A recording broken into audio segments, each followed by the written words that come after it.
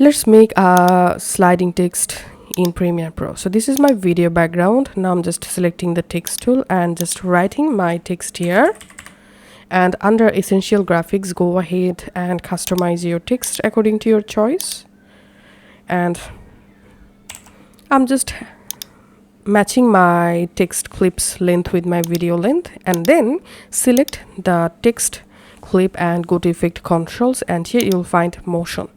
Now you have to enable keyframe for position here. Then in this location, just make your text invisible. So you have to decrease this position value until your text goes to invisible. Just decrease this value. Once your text completely invisible, move your playhead.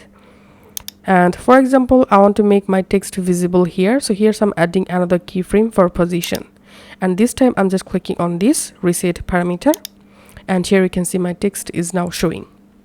Now select these both keyframes, right click any of the selected, temporal interpolation, and here add erase in. And now let's play our timeline. And here, as you can see, I've successfully added a slide in text effect.